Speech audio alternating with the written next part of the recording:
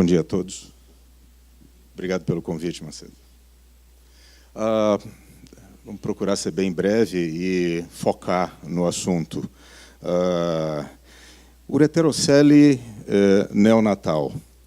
Basicamente, nós temos que ter a consciência de que uma criança que tem o diagnóstico pré-natal de ureterocele, ela necessita de uma investigação pós-natal. Nós não podemos nos furtar a isso, e existe um determinado tempo em que essa criança vai ter que esperar por essa investigação, a não ser que ocorra alguma coisa emergencial.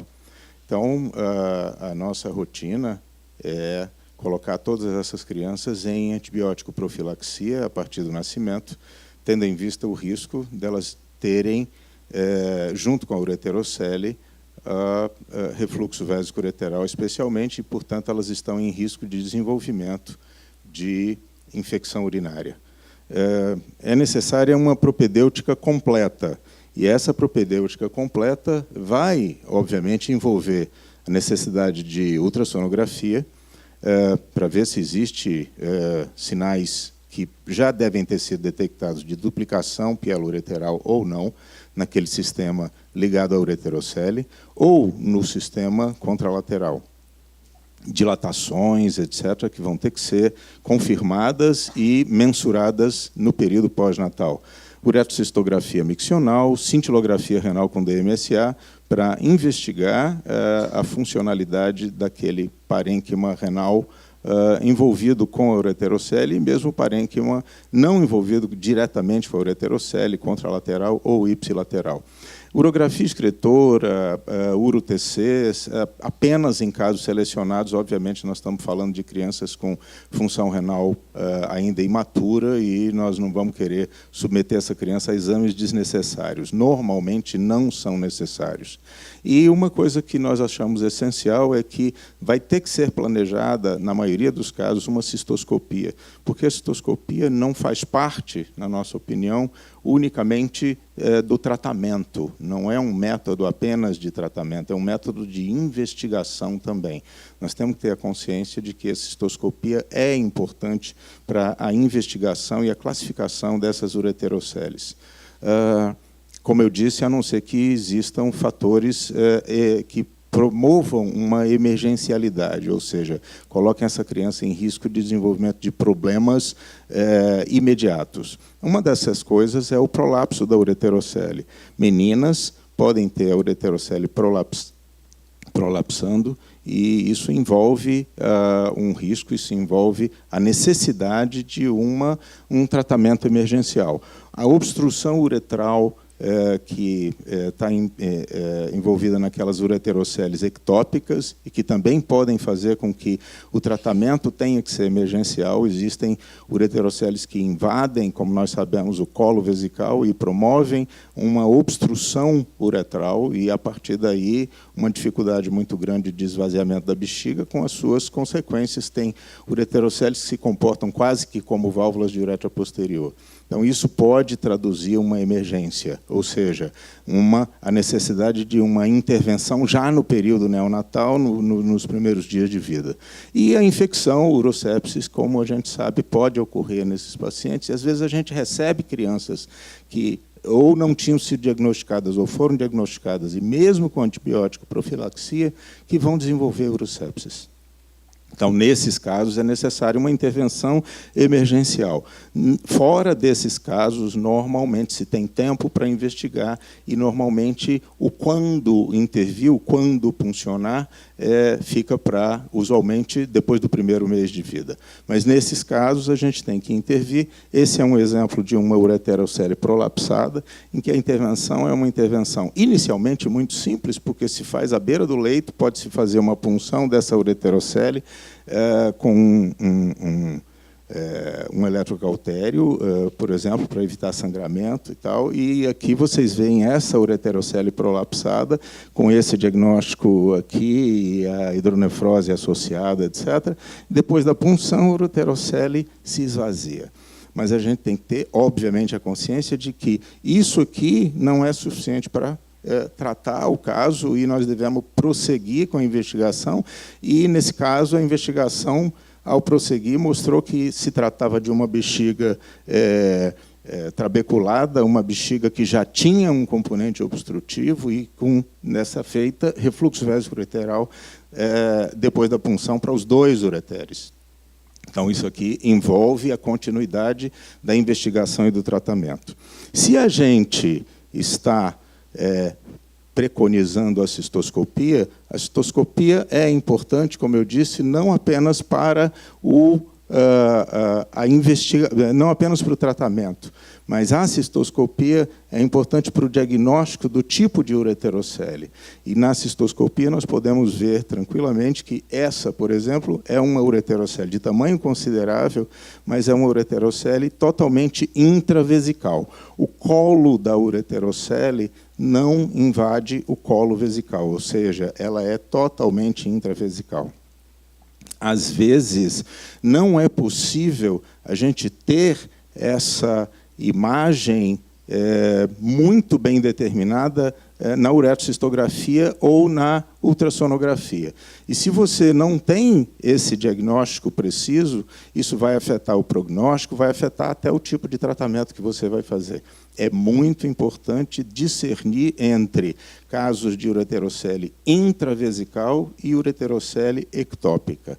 Podemos ter, por exemplo, essa imagem que é muito comum e a gente já está acostumado a ver, uma ureterocele evertendo.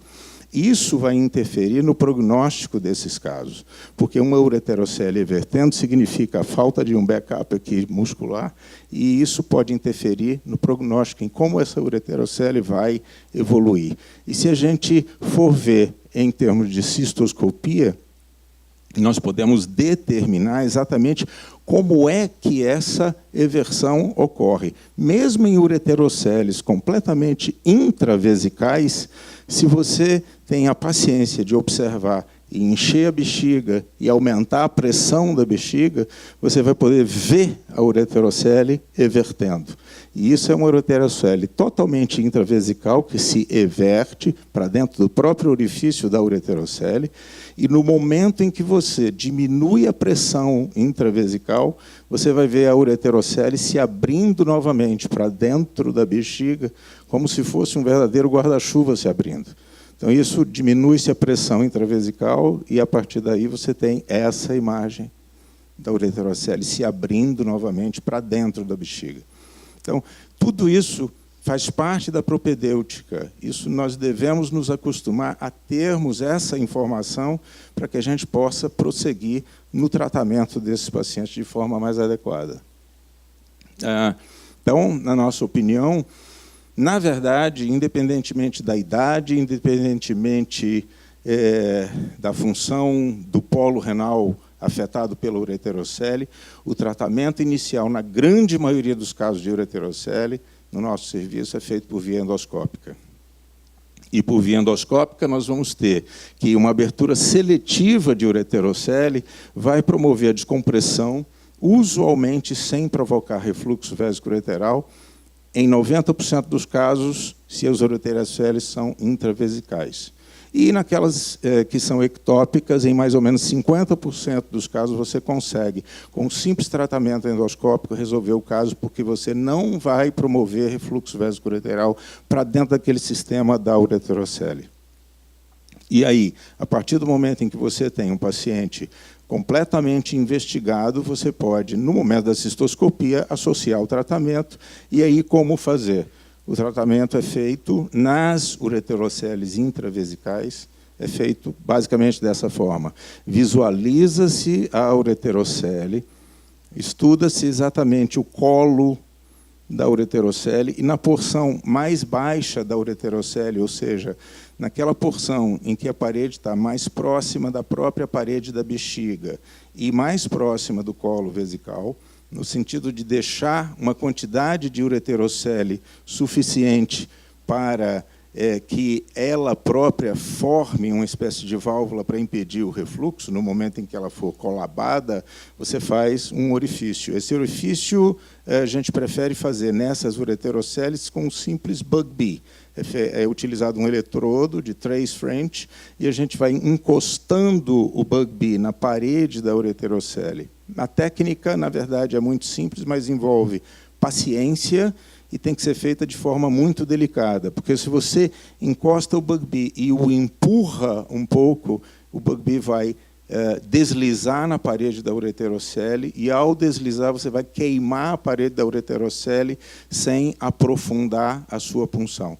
Então, no momento em que se faz os primeiros toques com bisturi elétrico, nós utilizamos corrente de corte, corte puro, usualmente a 30 watts.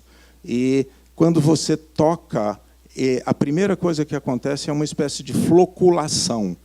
Você tem o urotélio sendo queimado e ele flocula. Então, normalmente, a gente tem que retirar o eletrodo, limpá-lo, para poder você ter uma boa imagem. E aí, naquele exato lugar onde você começou a queimar, você tem que persistir sem deixar o Bugbee deslizar, e você vai fazendo essas queimaduras com pequenos toques no eletrodo, no pedal do bisturi elétrico, e, a partir daí, você consegue penetrar um pouco mais na parede da ureterocele. E aí, quando você começa a penetrar na parede da ureterocele, você vai ver que, ao termos a imagem do local onde você está puncionando, você tem um tecido que vai começando a ficar meio amarelo. E esse tecido meio amarelado já não é mais urotélio, ele já é o tecido conjuntivo da própria estrutura da parede da ureterocele. A partir daí, você mira o seu Bugbee naquele exato local onde está ficando um pouco amarelo, e aí sim, aí você tem a chance de penetrar na estrutura da ureterocele. E aí você penetra, e, ao penetrar, você acabou de fazer a sua punção. Ao retirar o Bugbee, normalmente a gente vê o efluxo de urina de dentro da ureterocele, e é esse exatamente o orifício que você quer, um orifício pequeno, suficiente para descomprimir o sistema, e, a partir da descompressão do sistema, você vai ver o que vai acontecer posteriormente. Se essa ureterocele é ectópica, ela vai ter uma extensão para dentro da uretra.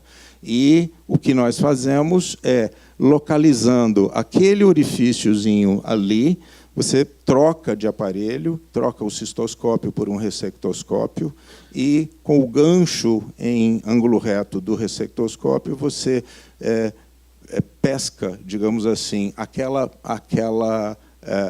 borda inferior daquele orifício e corta a parede da ureterocele daquele local onde você puncionou, bem próximo do colo vesical, em direção ao colo vesical e em direção para dentro da própria uretra.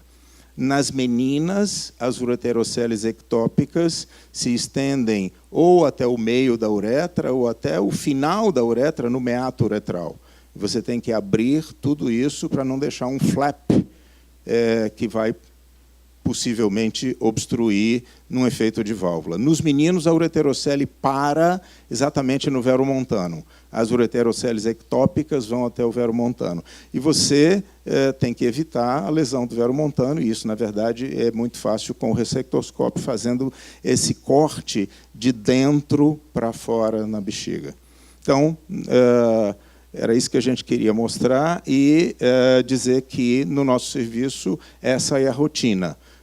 Abertura endoscópica seletiva de ureterocele é, sim, o tratamento inicial para praticamente todos os casos de ureterocele. Na verdade, independentemente da idade, seja no período neonatal ou no período em crianças mais velhas, independentemente da função do polo renal superior ligado à ureterocele ou do tipo de ureterocele, tanto intravesicais quanto ectópicas. Se houver problemas de refluxo vesico-ureteral, etc., no futuro, a gente vai lidar com isso no futuro, normalmente fazendo cirurgias no aparelho urinário inferior. A gente tem evitado e conseguido não interferir e não operar os rins dessas crianças, fazendo uma coisa bem diferente do que se fazia no passado, em que as heminefrectomias polares superiores eram a conduta padrão na grande maioria dos casos. Muito obrigado.